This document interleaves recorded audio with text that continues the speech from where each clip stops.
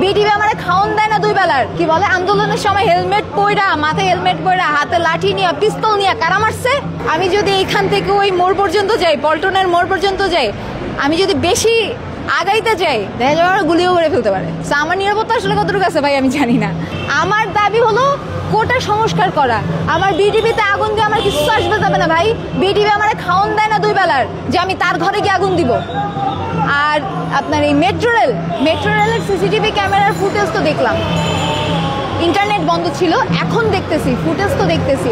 ফুটেজের ভিতরে হেলমেট পরা কতগুলো ছেলে পেলে ঢুকে গেছে। হেলমেট কারা পড়ছে?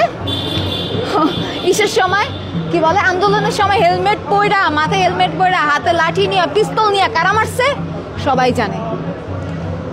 তারপর দেখছি কি ছোট ছোট 10-12 বছরের ছোট ছোট বাচ্চা, এরা মেট্রো রেলের যে স্টেশন সেটা ভেঙে ফেলতেছে লাঠি দিয়ে, ইট দিয়ে।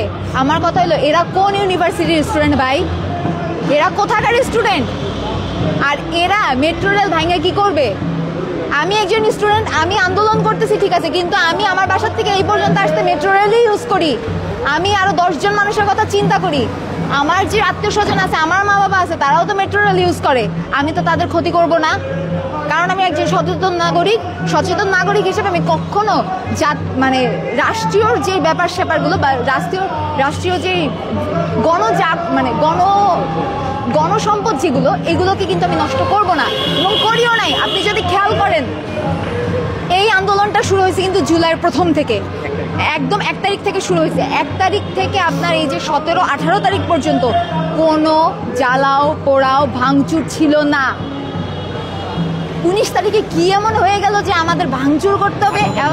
ওই তো 18 তারিখে কেন আমার এইসব ভাঙচুর করতে হবে? মানে কি এমন হয়ে গেল আমার যে আমার ডাটা সার্ভারে গিয়ে আগুন দিতে হবে?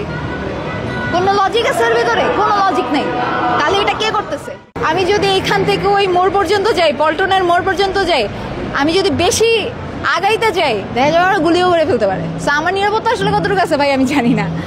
আর দেশের নিরাপত্তা যদি বলি, আপনারা হয়তো জানেন যে ওই বাচ্চাটার কথা যে ছাদে খেলা করতেছিল, গুলি এসে মাথায় লেগে হসপিটালে নিয়ে যাওয়ার পর মারা গেছে। আমি এক স্টুডেন্টকে পড়ে, আমার স্টুডেন্টের মার কলিগের বাসা 5 তলায়, হেলিকপ্টার থেকে গুলি এসে সেই বাচ্চার মাথায় লেগে স্পট ডেড। এইটাকে আপনি কিসের নিরাপত্তা বলবেন? আমাদের যারা মেইন রোডের উপরে বাসা, যেই সব জায়গায় অনেক বেশি করে বোমা বলতে টিয়ার গ্যাস, বিভিন্ন আপনার সাউন্ড প্রুফ জিনিসগুলো ফুটছে, এই জিনিসগুলোর শব্দ যারা শুনছে, এতটুকু বাচ্চা, আমাদের ভবিষ্যৎ প্রজন্ম কি দেখছে?